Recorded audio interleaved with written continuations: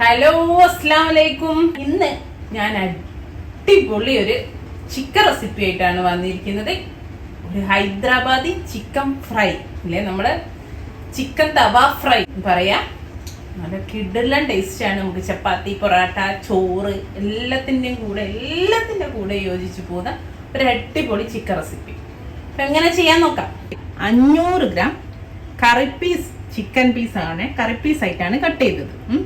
500 gram chicken എടുത്ത് നന്നായിട്ട് കഴുകി ഉപ്പും വിനെഗറും കൂടി വെള്ളത്തിൽ ഒരു 15 മിനിറ്റ് സോക്ക് ചെയ്ത് വെച്ച് വീണ്ടും വാഷ് ചെയ്തെടുത്തതാണ്. അപ്പം നല്ല ചിക്കനിലൊക്കെ എന്തെങ്കിലും ഉണ്ടെങ്കിലും പോവുകയും ചെയ്യും, നന്നായിട്ട് നമ്മൾ ചിക്കൻ സോഫ്റ്റ് ആയിട്ട് വരികയും ചെയ്യും.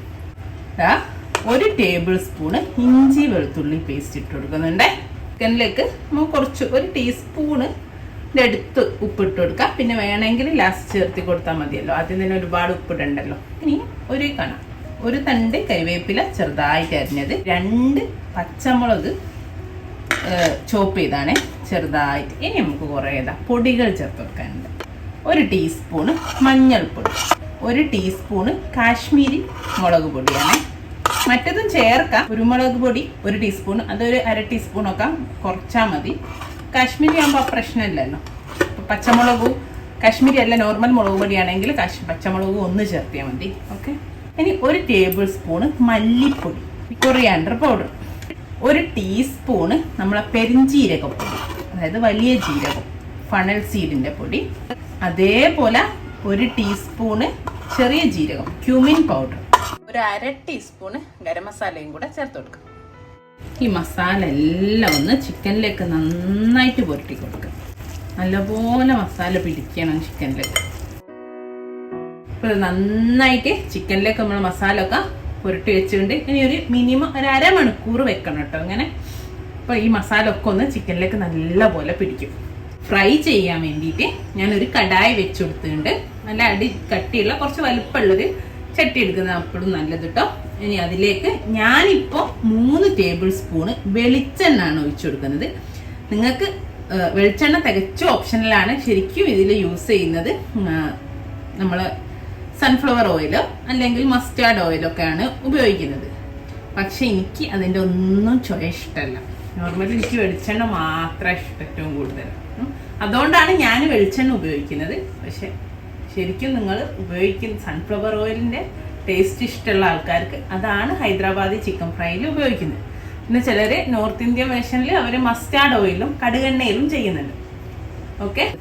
അപ്പോൾ നമ്മൾ ഓയിലൊന്ന് ചൂടായി വരുന്ന സമയത്ത് നമുക്കിതാ ഒരു 4 ഏലക്ക, ഒരു 2 കഷ്ണം പട്ട, ഒരു 5-6 പൂവ് ഇതിട്ട് കൊടുക്കുക കേട്ടോ.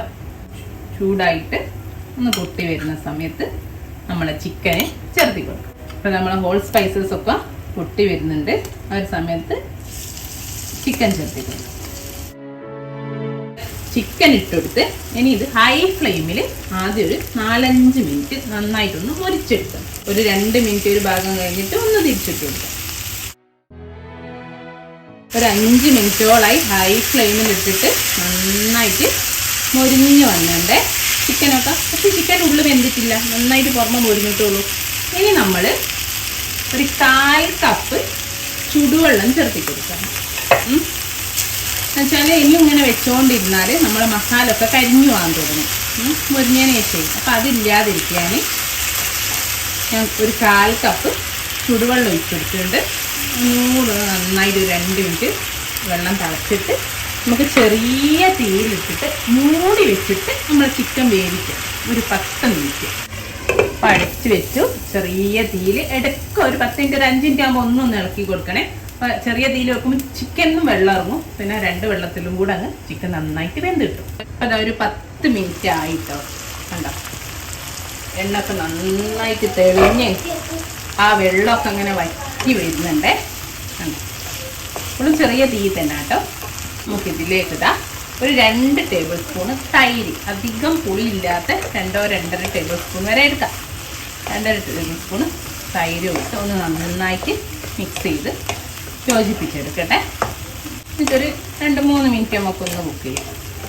തൈര് ചേർത്തിട്ടും ആ തൈരിൻ്റെ പച്ചച്ചൊയൊക്കെ ഒന്ന് മാറണമല്ലോ. അപ്പോൾ 2-3-4 മിനിറ്റ് ഒന്ന് കുക്ക് ചെയ്ത് ഇതിലേക്ക് നമ്മളെ പൊരിച്ച ഉള്ളി, നമ്മൾ ബിരിയാണിക്കൊക്കെ പൊരിക്കല്ലേ, അതാണ് ചേർത്തി കൊടുക്കുന്നത്. ഒരു ചെറിയ സവാള, ചെറുതൊന്നേ ഉള്ളൂ. ഏകദേശം ഒരു 1/4 കപ്പ് പൊരിച്ചുള്ളിയേ ഉള്ളൂ. 1/4 കപ്പ് ഉണ്ടാവില്ല, ഒരു 3 ടേബിൾ സ്പൂൺ 3.5 ആ രീതിയിൽ കിട്ടും. നമ്മൾ ചെറിയൊരു സവാള അത് പൊരിച്ചു കോരി വെച്ചായിരുന്നു ആദ്യം. അതൊന്നും ഇട്ടിട്ട് അത് നല്ലൊരു ടേസ്റ്റ് കൊടുക്കും കേട്ടോ ഇതിന്. അതോടൊപ്പം തന്നെ ഒരു ടീസ്പൂണ് ചെറുനാരങ്ങ ഒന്ന് യോജിപ്പിച്ച് നന്നായിട്ടൊന്ന് ഫ്രൈ ചെയ്ത് ആ ഉള്ളിയൊക്കെ ഒന്ന് നമ്മൾ ചിക്കനുമായിട്ടൊന്ന് യോജിച്ച് കിട്ടാൻ.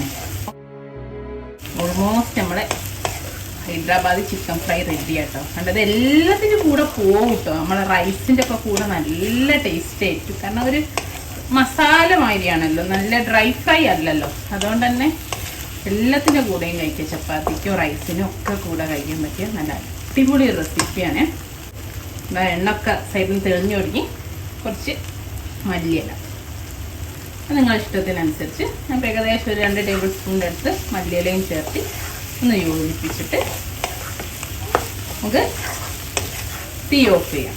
പിന്നെ ഉപ്പൊക്കെ നമ്മൾ ആ ചിക്കൻ വേവുന്ന സമയമല്ലേ, 10 മിനിറ്റ് വേവിച്ച്, ആ സമയത്ത് വേണമെങ്കിൽ ഉപ്പൊക്കെ നോക്കി നിങ്ങൾക്ക് ചേർത്ത് കൊടുക്കും കേട്ടോ. കണ്ട എണ്ണൊക്കെ നന്നായിട്ട് തെളിഞ്ഞു, ഉള്ളിയൊക്കെ നമ്മൾ ചിക്കനിൽ പൊരണ്ടിരിക്കുന്നുണ്ട്. ഞാൻ തീ ഓഫ് ചെയ്തു. ഇത്രേ ഉള്ളൂ. ഇനി സെർവിങ് പ്ലേറ്റിലേക്ക് മാറ്റിയാൽ മതി. എന്നിട്ട് എന്തിൻ്റെ കൂടെയാണോ ആ ചൂടോടങ്ങ് കഴിച്ചാൽ മതി കേട്ടോ. നല്ല വേണ്ട. അപ്പോൾ ഇൻഷാ അല്ലാഹ് ഇതുപോലെയുള്ള നല്ല നല്ല റെസിപ്പി ആയിട്ട് നമുക്ക് വീണ്ടും കാണാം. Thank you.